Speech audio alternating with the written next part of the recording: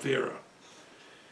And I'm going to quote from chapter 16 of the Dhammapada, which I'm recording a commentary on.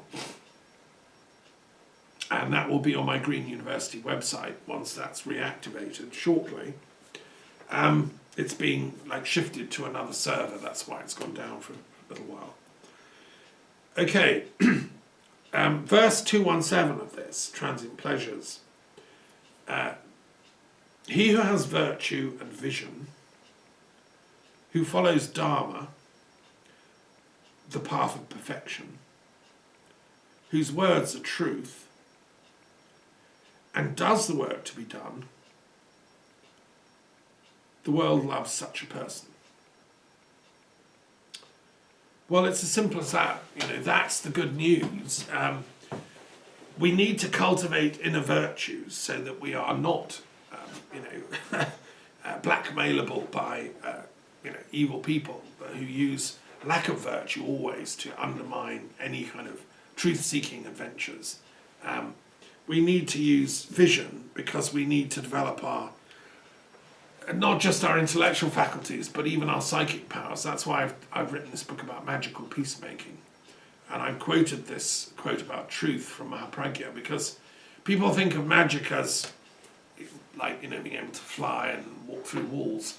No, it's not. It's being able to develop one's actual innate human intelligence to the point of developing siddhis that can help and heal and advance truth on the planet. That's what Christ was doing, walking on the water and making the dead rise. That's what yogis do when they do similar feats.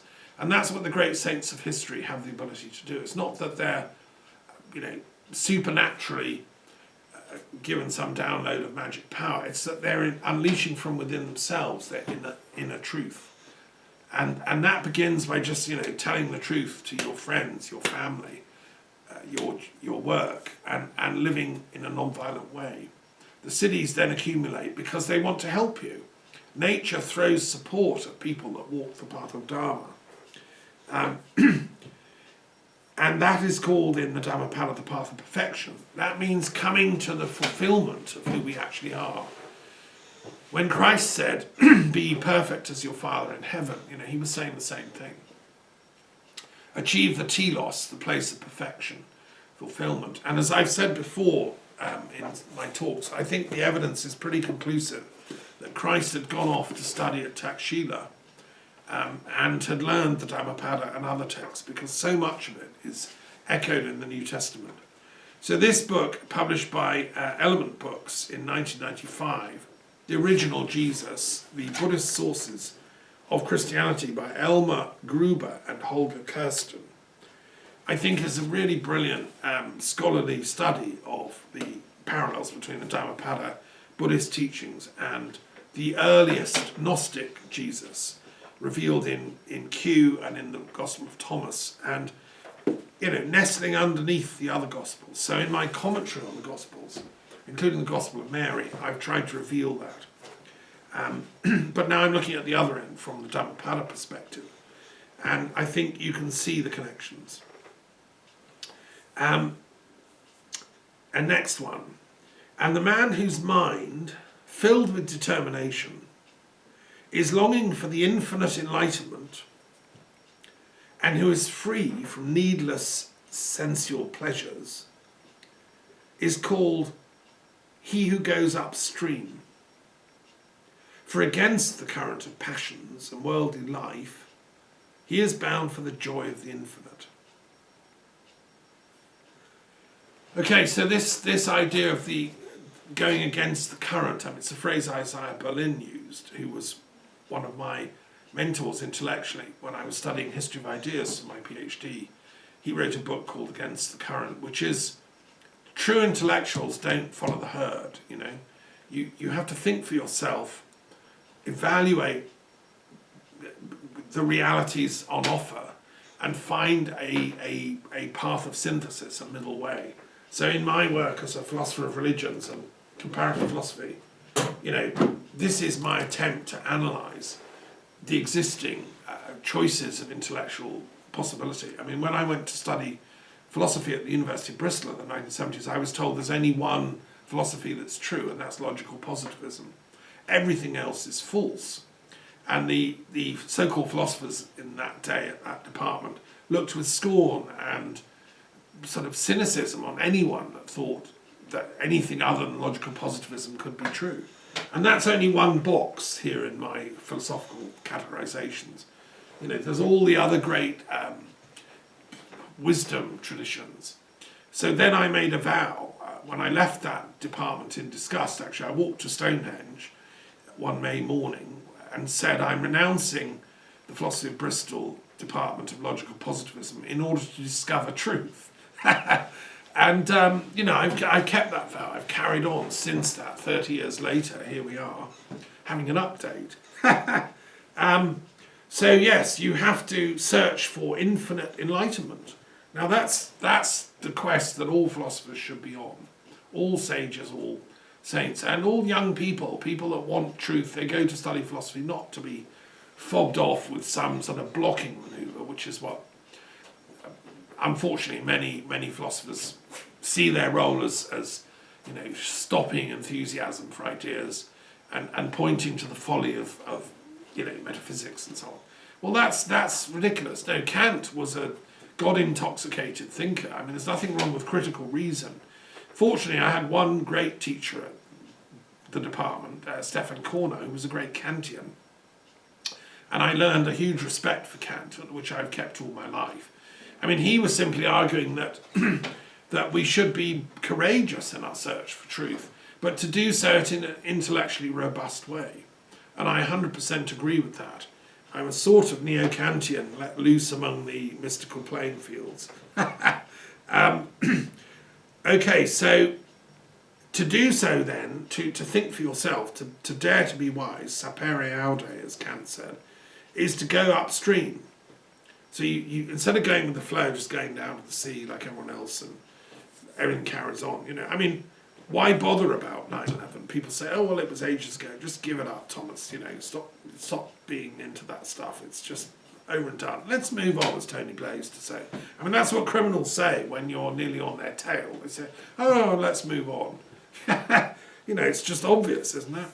So, and I'm not saying Tony Blair hasn't done some good things. Compared to the crooks and others that run the world, he was a semi-crook, I would say. I think all that happened was that the establishment of dark ops had some stuff on him and made him toe the line on Iraq, knowing it would be, you know, the end of his integrity.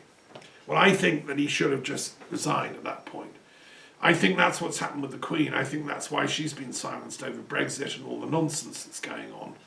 I think that because of Prince Andrew, I think dirty photographs are shown to the Queen. She was told that if she peeps her head over the parapet, they'll bring down the dynasty.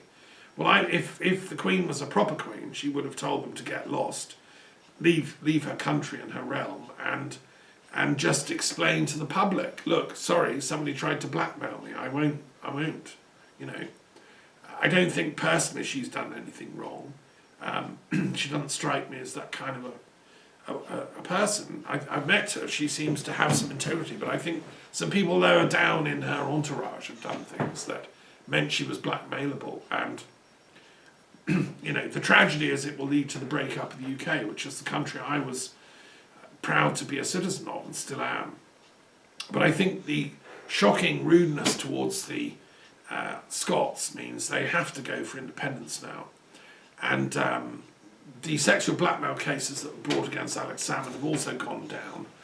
And I think that he should work with Nicola Sturgeon to get that independence going, because then we would at least have a pocket of truth-telling in the former UK. At the moment, it's been taken over by this conservative clampdown against truth, which is what Brexit represented. Why do I say that? Why was I so against Brexit? Well, today in the Saints and Sages book, we celebrate today the life of a maverick intellectual called Julius Evola, who was a very clever guy, Italian. But he was a right-wing guy, and he supported the fascists and the Nazis, and he was their intellectual darling, really. And the reason was that he said the world should be controlled by the Kshatriya class, the warrior class. And he wrote lots of learned books drawing on Hindu and Buddhist thinking. that the world should be run by these warrior types. And he loved Hitler and Mussolini because they were both warriors. Hitler had fought in World War One as a corporal. Mussolini had fought in the trenches above Covert in the mountainous war between the Austro-Hungarian Empire and Italy, and it was a nightmare up in the trenches. Go to the Peace Museum in Covert in Slovenia if you don't believe me, and it's a nightmare. It was as bad as the Somme, only they had to make trenches in the mountains in icy conditions, and that's where Mussolini trained as a soldier. So the Evola loved these people because they were at least prepared to fight and stand up for what they believed in. And the right still look on them with great, the great heroes. And Farage, Steve Bannon, all the people that brought us Brexit are secret lovers of Julius Evola and the fascist Nazi elite of warrior hero worship. Well, I come from an entirely different place. I say to Evola, go back to school, have another 10 lifetimes as a junior student in the lower academy, and learn that actually the true intellectuals, the true Brahmins, have authority over the warriors for a very good reason, just as the Druids did in the Celtic world. You see, if you let the warriors take over the tribe, before you know it, the entire Celtic world's up in flames. What was wrong with Caesar? Well, he was a warrior, and it was the same in Rome. The true priesthood, the intellectuals behind Rome, people like Varro, faithful to Numa Pompilius, who was the great religious founder of Roman civilization as a peace project, had been hijacked by Caesar and his gang of warriors who were misusing war to advance their political career inside the Roman Empire, or creating an empire out of a republic, right? And then that gave us Nero, Caligula, the nightmares of these mad, crazy emperors who were all warriors. They all thought swanning around, shooting, killing, well, not shooting in those days, but killing and chopping people up and doing it in gross ways was the idea of power. So no, I'm against the warrior class taking power. Whenever it does, it's a nightmare. It should be allowed and tolerated only in very, very brief emergencies, but always under the command of the civilians, the intellectuals, the Brahmins, the sages. And in the Druid Celtic world, that was the Druid's duty, was to supervise the warriors. Well, Evola doesn't understand that. I don't know why not. I mean, he just obviously just didn't get it. I mean, yes, of course they were up against the threat of Bolshevism and the craziness of all that and the Gulag and the horrors of Stalinism. They knew all about that. And I think they thought we need strong warriors to defend against that. Fine. But actually, the only defense against the nightmares of Stalinism was better thinking, better Marxism. That's why I'm doing a commentary on Das Kapital. I'm trying to look at the mistakes Marx made as an intellectual and saying, well, look, he forgot this, he forgot that, he didn't get that right. And the thing about Marx, what he failed to see was the power of the military establishment. He made the same mistake as Evola. He didn't understand the danger that warriors pose to us humans in society. What we're up against now, of course, is secret warriors as well. We're not up against normal people. If somebody's behind coronavirus outbreak, it's secret operatives doing this. And this is what was called in ancient Sparta the cryptia. They had a secret service in Sparta which operated behind the scenes. Dissidents who spoke out like me would be found hung overnight and nobody would know who'd done it, but everyone knew it was the cryptia. That's what they were using to fight their own people in Sparta and also against Athens, which was the democratic principle of Pericles, saying that everybody's voice matters. You should be able to hear freedom of speech and so on. Read Pericles' funeral oration. It's a paean to what we call, or used to call, Western civilization. That's what I was brought up believing in. But the cryptia is not part of that. This secret assassination squads that go around killing dissidents, this is what needs to be exposed. And I think they've taken over America. I think they're trying to take over the UK. And Brexit was their weapon of choice, is to take away the Europeanness of the UK and being part of an overall peace project, which is what the European Union is. So, no to the cryptia, and that's the mistake of Evola and his cronies. So anyway, the only antidote we have as intellectuals, as druids, as Brahmins, as seers, as sages, whatever, I mean, I run the World Intellectual Forum for Europe, is truth-telling. And don't forget that if somebody calls you a conspiracy theorist for asking too many questions, the phrase, the concept was invented by the CIA to defame people asking too many questions. It's the same, you know, the crypt here are now using character assassination instead of hangings, but it's the same.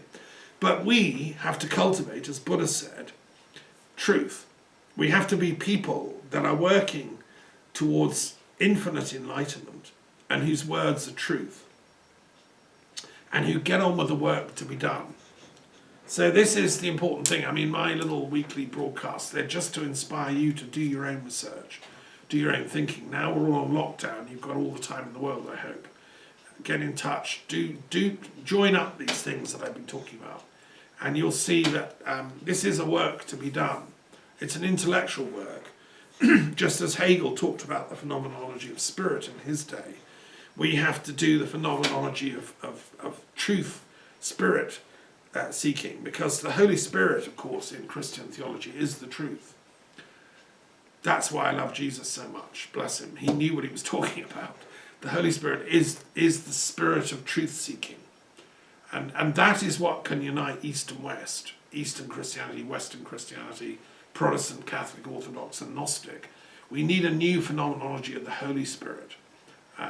Somebody should, you know, update Hegel's work and focus on that question of truth and the phenomenology of the Holy Spirit within the revealed traditions of the Christian faith, and take it back to the Gospels and the Gnostic Gospels, as I've done, and you will see the deep meaning of the phrase, the truth shall set you free, in the New Testament. In my commentaries on the Gospels, I've gone into this in great detail. If you do all this, and you do it whether you're Buddhist or Hindu or Druid or pagan or Christian, it doesn't matter. Truth is one and universal for us all. I mean, water is wet, whatever your faith. And it doesn't matter, these are all subjective positions. In the Jain tradition, there's this teaching called Anikantavada, the many-sidedness of truth. Truth, ultimate truth, is to see everything from all positions all at once. So it's to be in every box simultaneously. Well, you know, that's kind of like DMT might bring that about. Normally, for intellectuals, it's a labour of love. You have to spend 30, 40 years studying them all to even begin to glimpse what that simultaneity of you know, all-round perspectives might be, and interdimensional thinking. That's where we need to be going, folks, and that's called enlightenment. When you reach that, then we're beginning to talk about the enlightenment experience. I've written a book called Enlightenments because I've argued we need to talk about enlightenment from a pluridimensional perspective. Instead of saying, yeah, enlightenment's this teaching, or it's this teaching, or it's that way, we need to get all the enlightened sages of the planet together to have a discussion about what is enlightenment. What are enlightenments? Because they come and go in waves. I think I'm a believer in the wave theory of enlightenments, that you know, they come in waves. And to me, the one I'm interested in is the peace enlightenment. I hope that wave will come as a result of this tragedy. Humanity needs to wake up and grow up out of our immaturity. We've been taken over and hijacked by dark criminals for too long who've peddled warfare and violence. There's enough wisdom teachings in all the faiths. All the faiths have to come together now and make a pledge towards collective universal enlightenment. I've written the Interfaith Peace Treaty for them. Just sign it up and get on with the work. And here's the Dhammapada saying that's the important thing. We need to get the work done. And if you do all this, if you focus on infinite enlightenment, you then become one who goes upstream. So you're no longer going with the herd into idiocy. Look, I have to share something tragic. I spoke to my brother, my elder brother, who lives in Wales, near St David's, in West Wales there, and he told me something horrible he'd seen on the news in Britain, that there are gangs of sort of semi-feral youths going around Brighton and elsewhere, spitting at people to spread coronavirus. Now this is a game they're playing, like, you know, instead of beating somebody up, you spit at someone and spread the germs. And he said he was appalled at this. This is an anti-life nihilism. He said that the trouble with Britain's youths is nihilism is so deeply ingrained in them that suicide, is the way to go. It's the death cult, self-suicide. And this fits the psychology of Brexit, which is the death cult, the self-suicide of a nation. It fits the warrior, yeah, we know it's suicide, but we're going to do it, hey, It's that Japanese cult leader who was a bit of a cynic who slit his belly open and wrote novels. It's that kind of suicidal heroism. Well, I think an even greater heroism than suicide and killing other people by spitting on them with coronavirus is conquering yourself, is mastering your own negativity. Yeah, of course there's a little boy inside me that would love to spit at people in the street, yeah. Or there might have been once, I can't remember, but maybe many lifetimes ago. So we need to rise above that stupidity. That's the kind of thing like really idiots do, And yet they've taken over my country. They're roaming the streets. Boris Johnson is one of them. I'm sorry, I don't care what you say. The man he's got the moral equivalent of that as a Brexit lover. I mean, he's spitting on us, the people of Britain, telling us Brexit's good for us. I mean, it leads to crowds walking around on Brighton Beach spitting at people. It's the same thing up to notch, more sophisticated.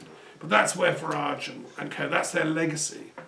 Well, what I'm saying is, no, don't join that lot. Disassociate from this ignorance. This is collective madness that swept over Britain. And I do see a linkage between, all these things. These are all epiphenomena of ignorance. And generated a lot by Sophiaphobia, because some people are afraid of enlightenment. It brings too much responsibility. Oh my God, I don't want to know anything. Then I might have to do something. I don't want to know if the neighbour's chopped up his wife and buried her in the garden. God, I might be implicated. I might have to do something. So I don't want to know. I'm going to shield myself. Well, now, you see, to be a philosopher who's awake, you have to know. We haven't got an option. We are Homo sapiens.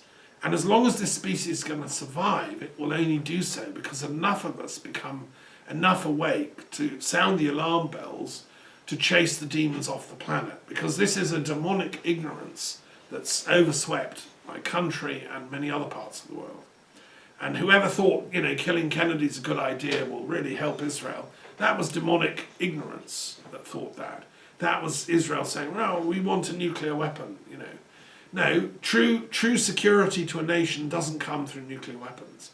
It comes through renouncing egotism and embracing the other as your friend.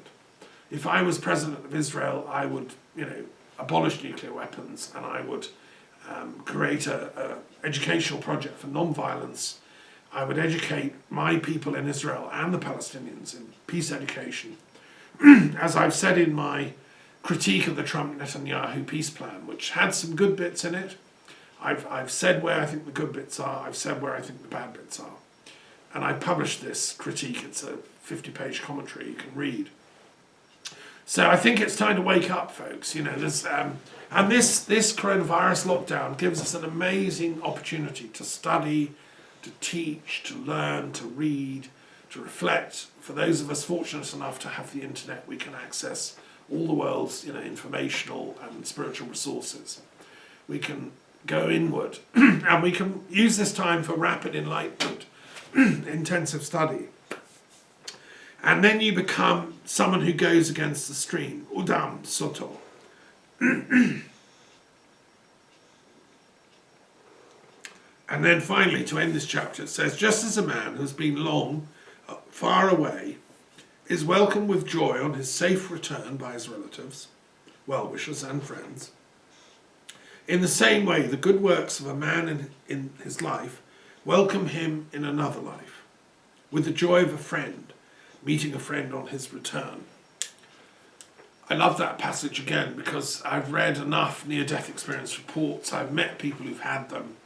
I used to work as a nurse in the hospital system. I met nurses who witnessed near-death experiences, so much so that it shocked me out of my sort of humanistic atheism as a teenager growing up in Brighton, where we didn't think anything survived after death. I realised actually, no, empirically, hey, you've got to update the science. It does. consciousness survives. And then, well, here's Buddha, saying that. And yes, and all the reports that I've read show that it is like a homecoming when you get back to that heaven world, the Pure Land, Buddhists call it. It's like it's your real home. That's where you come from, and it's like being welcomed by all your old friends. And it says in the literature of near-death experience that that's what happens. Your dear relatives, they greet you. And the more good you've done, the more kindness, truth, love you've spread on earth, the more you're going to get, a reward party when you get back. Well, I'm sure that's true. I don't think that should be the reason for the good work, however. And I don't think that Buddhism realised that was going to be sufficient, because the point isn't just to do good work so that you get a nice reward party in heaven. The point is to transform this world we're in into the Shambhala realm that it should be. So it's not about accumulating good karma for yourself personally in a heaven world. No, it's about giving away any good karma that you've got for global enlightenment. The Bodhisattva vow I took is for global enlightenment. That means complete universal enlightenment for all of us. Everyone watching, listening, all your friends, relatives, teachers, students, the whole lot. We're in this together, right? The only thing that can save this planet now is complete universal enlightenment. What would be the consequence of that is complete nuclear disarmament, shutting down all these bioweapons labs, cutting the military industrial expenditure, Pentagon and places, to 5% of their current budget, which would free up trillions for social development work, unemployment benefits, citizens' income, eco work, stopping things like the tragic fires in Australia happening again, teaching people eco skills, permaculture, so that everybody can be self-sufficient. That's what that money should be used for. If we achieve complete universal enlightenment, we will demand that, and we will vote in people that want that. People like Marianne Williamson in America, equivalents in England and Scotland, Nicola Sturgeon, Alex Salmon. These are the true heroes of our time.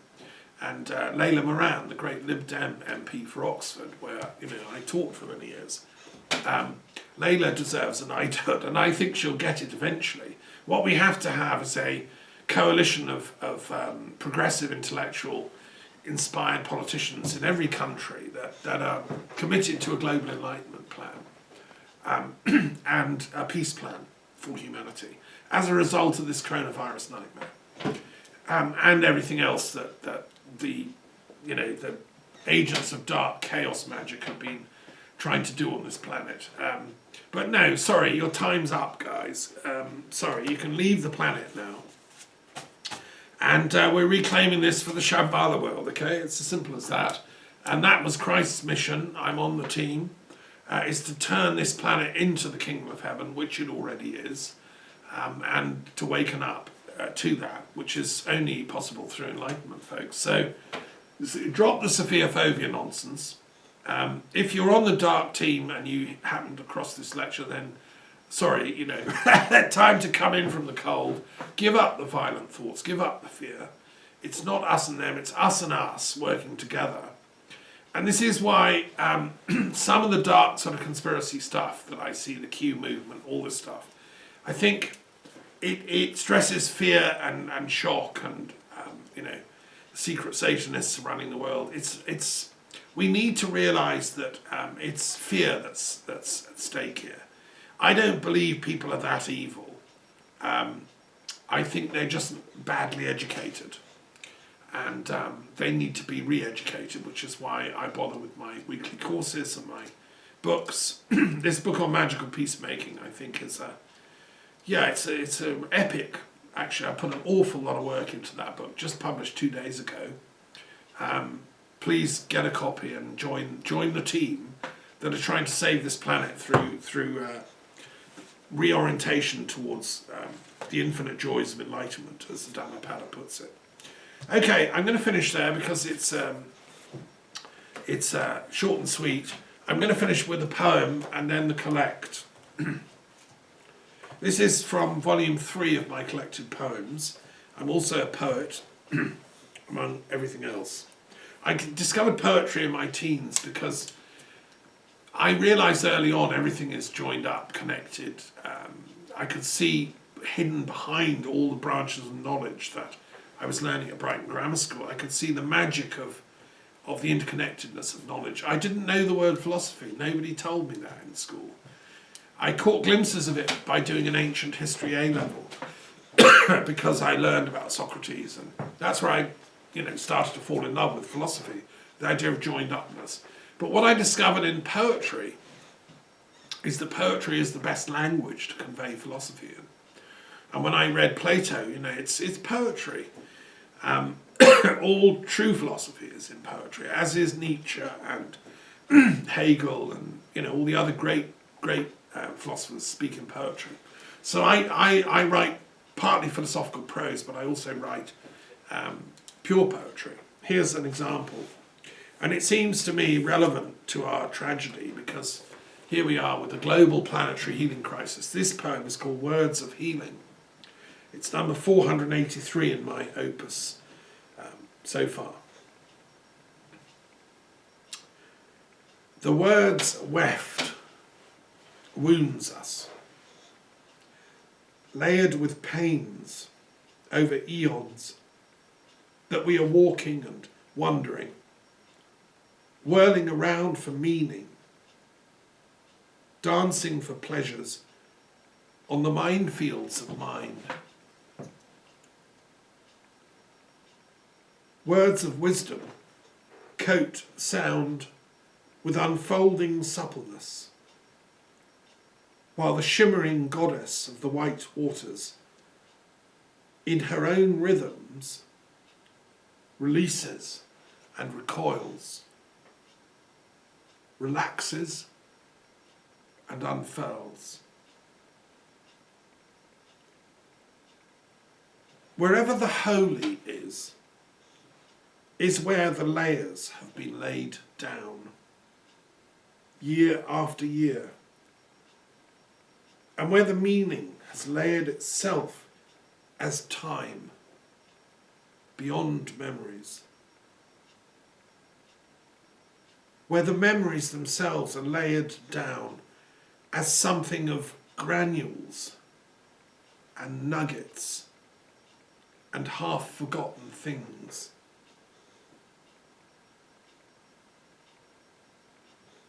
Whenever the light within suddenly catches the flame of inspiration,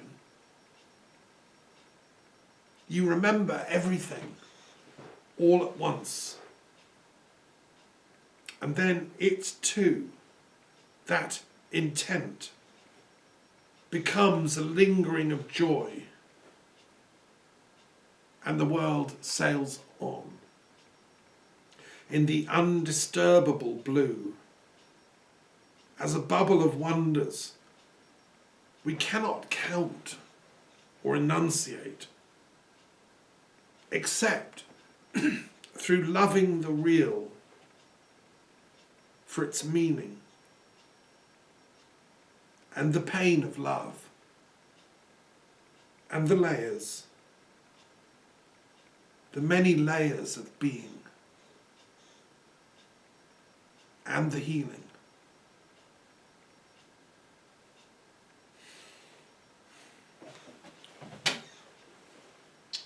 So I'm going to finish there with one last reading. And I just want to say, if you haven't heard the latest Bob Dylan song about Kennedy's assassination, listen to it. It's great. I wish you'd sung the chorus, Bob. Please put the chorus in. But it's a great song, and it's really amazing synchronicity. I'd published my thing on Kennedy in my newsletter, this latest research, and then the next day a friend in Scotland sent me a link to the new Bob Dylan song. I'm, of course, of the generation that loved Bob Dylan. We grew up with him. And he was of that Kennedy generation, so that's why, yeah.